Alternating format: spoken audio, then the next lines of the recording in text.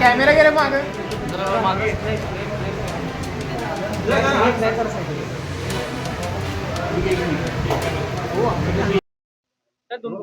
आई महालक्ष्मी जगदंबेचं कोल्हापूरचं दर्शन मी आज घेतलेलं आहे आणि आई महालक्ष्मीला प्रार्थना केली आहे की या महाराष्ट्रातल्या सर्व जनतेला सुखी संपन्न राहू दे, सर्वांचं जीवन मंगलमय होऊ दे, कुणाच्याही परिवारामध्ये अमंगल घटना होऊ देऊ नको आणि या महाराष्ट्रामध्ये शेतकरी शेतमजूर काही भागामध्ये पाऊस नाही आहे,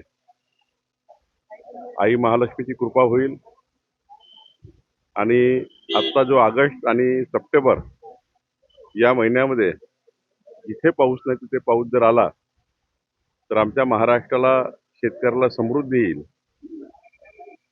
अशी आईचरणी प्रार्थना केली आहे. आणि आपण सर्व ज्ञानी आहात, आपल्या सर्वांना माहिती आहे की आई महालक्ष्मी जगदंबेची प्रार्थना ही पूर्ण होते. मला वाटतं की आपल्या महाराष्ट्राची समृद्धी जी आहे, आई महालक्ष्मी आपली कोल्हापूरची आई हीच महाराष्ट्राची रक्षण करते आहे आणि ही महाराष्ट्राचं रक्षण करेल आणि आम्ही सर्वांनी आज मनोभावे पूजा केली आहे. राहुल गांधी मी कारण सांगितलं की तरुणाचा उपयोग, युवकांचा उपयोग त्यांचे माथे भडकावून हा राजकारणाकरता होऊ नये. आपल्या पक्षाची पक्षीय बांधणी ही केवळ अशा पद्धतीचं युवकांच्या मनात संभ्रम तयार करून, त्यांच्या मनात राग तयार करून त्यांचे माथे फिरकवणे, माथे त्यांनी भडकवणे हे जे सुरू आहे हे काही योग्य नाही. आजच्या पिढीला आपली जे विरासत, संस्कार, संस्कृती आहे आणि विज्ञान आहे, आधुनिकता आहे, याकडून समृद्ध महाराष्ट्राकडे, समृद्ध भारताकडे नेलं पाहिजे. ही आपली परंपरा आहे, हेच केलं पाहिजे. सर्व राजकारण्यांनी युवकांना मजबूतीनं त्यांना पुढे नेलं पाहिजे आणि युवकांचे जे काही प्रश्नाचे सुटले पाहिजे, पण त्यांचे माथे मात्र भडकावू नये. राहुल गांधीचा प्रयत्न हा माथे भडकवण्याचा आहे, त्यामुळं त्यांचं आंदोलन हे राजकीय आहे. दिल्ली आंदोलनानंतर विद्यार्थ्यांच्या व्यथा ज्या त्या सरकारला कळाल्या, त्यामुळे पंतप्रधान असतील किंवा मुख्यमंत्र्यांनी आपल्या कार्यालयात अभिजित चिपकेंचा फोटो लावावा असं संजय राऊतांनी म्हटलं. संजय राऊतांना कोणी आता किती महत्व येतं मला माहिती नाही, पण संजय राऊत काय, तुम्ही त्यांची दिवसभर काहीतरी बातमी चालू आहे म्हणून बोलत असतात. आता हे काही महाराष्ट्राला मान्य आहे असं स्टेटमेंट करणं? कोणी याचं स्टेटमेंट तर ऐकेल, कोणीच ऐकणार नाही, कोणी करणार नाही.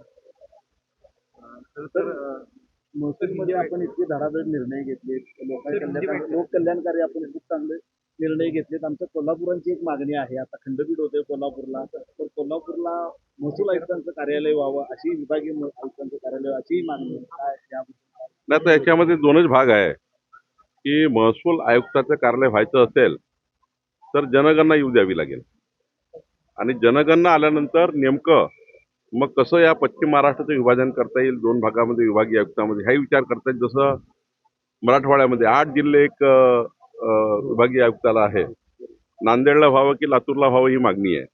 त्यामुळे तिथलाही प्रश्न सरकारसमोर आहे. हे दोनही प्रश्न, कोल्हापूर आणि लातूर की नांदेड, हे जे प्रश्न आहे हे जनगणनेचे आकडे आले की मात्र मग याच्यातला निर्णय होणार आहे. बघायला गेलं तर संजय राऊतांनी अंगणवाडीमध्ये मिळणाऱ्या पोषणाहारा संदर्भात एक भाष्य केलेलं आहे. काय दिवसभर संजय राऊत लावून बसता. या कोल्हापूरमध्ये आज मी कोल्हापूर जिल्ह्याचे महत्वाचे प्रश्न सोडण्याकरता आलो आहे. कोल्हापूरच्या जनतेला मी 2 तास महसूल खात्यामध्ये त्यांना काही प्रश्न असतील, काही निवेदन असतील ते घेण्याकरता दिले आहे. मी आपल्या माध्यमातून आवाहन करतोय की मी 3 ते 5 जिल्हाधिकारी कार्यालयात बसून जास्तीत जास्त जनतेचे निवेदन, जास्तीत जास्त प्रश्न सोडण्याचा विचार सरकारचा आहे. आमचं सरकार, देवेंद्र फडणवीसचं सरकार हे खऱ्या अर्थाने लोकांच्या कामं करून या ठिकाणी विश्वास आम्हाला जिंकायचा आहे. जसं आपण बघितलं की आमच्या शिवाजी पाटीलनी हेरे सरंजाम चंदगडचा मोठा विषय माझ्याकडनं मार्गी लावला. आता या ठिकाणी आपल्या शहराचा एक प्रश्न आहे जो अमल महाडिकने मला सांगितला आहे, शेरी इनाम. तर शेरी इनामचाही प्रश्न सोडवायचा आहे. असे प्रश्न सोडण्याकरता मंत्री आले पाहिजे. तर याला जोडून पण खरं प्रश्न आहे की अंगणवाडीच्या आपण पिरियडमध्ये अतिक्रमण खाद्यपदार्थातून नाही, अंगणवाडीच्या खाद्यपदार्थाबद्दल मी सांगतोय वारंवार की जिथे जर खाद्यपुरवठा चुकीचा असेल तर अन्न पुरवठा प्रशासन निर्णय घेईल. तो त्या ठिकाणी तपासला जाईल. तपासता आहे. काही ठिकाणी परवा ते अंगणवाडी सेविकेने सांगितलं होतं, त्या ठिकाणी दखल घेतलेली आहे. आपल्याही जर लक्षात आलं, मीडियाच्या लक्षात आलं, ते आम्हाला कळवा. शासनाला काही ना काही भूमिका मीडियाच्या माध्यमातून किंवा विरोधी पक्ष असतील, आम्ही असू, ज्यांच्या माध्यमातून आम्हाला हे कळलं की इथे निकृष्ट आहे आणि निकृष्ट असेल तर ते होणार नाही याची काळजी सरकारने घेणं गरजेचं आहे. ते आम्ही घेऊ. तो वाटाणा जो आहे तो मुख्यमंत्र्यांनी घरात शिजवावा असं संजय राऊतांनी म्हटलंय. तर ते काय बोलतात जाऊ द्या ना. पण माझं म्हणणं असं आहे की अंगणवाडीमध्ये जर निकृष्ट अन्न पुरवठा असेल, तो निकृष्ट अन्न पुरवठा थांबवणे आणि मुलांच्या जीविताला बाधा होणार नाही, मुलांचे जीव धोक्यात येणार नाही, त्यांचं आरोग्य धोक्यात येणार नाही, ही काळजी घेण्याची जबाबदारी सरकारची आहे. ते आम्ही घेतो आहे. असे प्रकार सांगा, मग असे प्रकार सांगणारे अंगणवाडी सेविकर कारवाई नाही झाली केली. होती. त्यांची अंगणवाडी सेविकाची कारवाई केली, त्यानंतर सरकारने दखल घेतली आणि त्या अंगणवाडी सेविकेला पुन्हा त्या ठिकाणी कामावर घेतलेलं आहे. त्यामुळं सरकार हे अतिसंवेदनशील आहे.